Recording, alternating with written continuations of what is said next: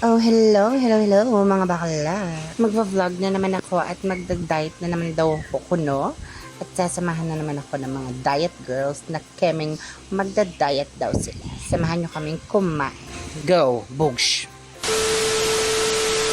Alright, at dahil Sabado na naman nga ngayon, kami na naman ay mag-cheat day. Dahil diet kami, ngayon ay cheat day namin. And as usual, ang chef namin ay si Ate Chris at si Ate Joy. And I'm their little helper. Last time nga, hindi nakasama si Ate Gles sa sanggip namin sa restaurant. So, siya ang nanglibre nito. So, thank you, Ate Gles. Shout out sa iyo. In fairness, nakakapagod mag-voiceover. Ito na nga pala yung mga karne, teriyaki beef, and salt and pepper pork. And itong inoki beef na muntik pa akong madapa. Roll VTR. So ayun, ilang beses na akong papalik-palik niyan kasi nalalabas ko nga yung mga pagkain. And then ayan, suddenly, paglabas ko ng pinto, siguro gutom na ako by that time. And pati si Tres na-shock. Sabi niya, lagot kayo, pinatin niyo ako. Charing. So ayun, after nga nun, injured na si Badeng. So hindi na siya naglabas ng mga pagkain dahil magkakainan na. Nandun na lang ako sa loob and nagready ako ng pang shabu-shabu. Hindi yung isang shabu lang ha. So ayan, ready na ang pagkain and ready na kaming lumapang. Eka muna So ayan, luto na ang mga pagkain. Ready na rin yung mga condiments and all of that.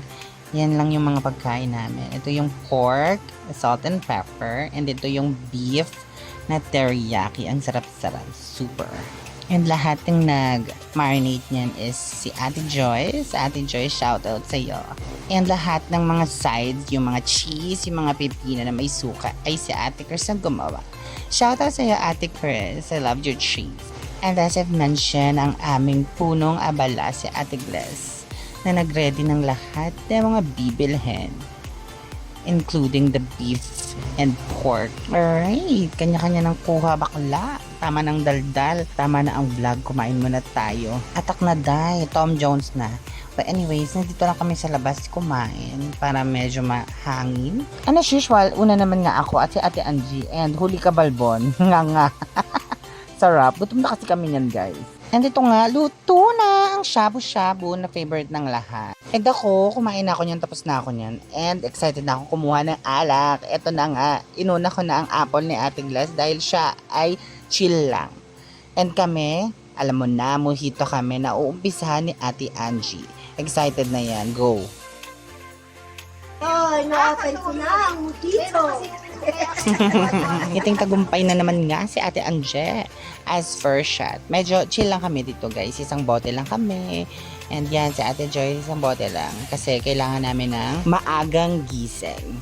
At dahil dyan, syumat ka ulit, Ate Angie. Kung hindi, wala kang 20th month pay. Charot.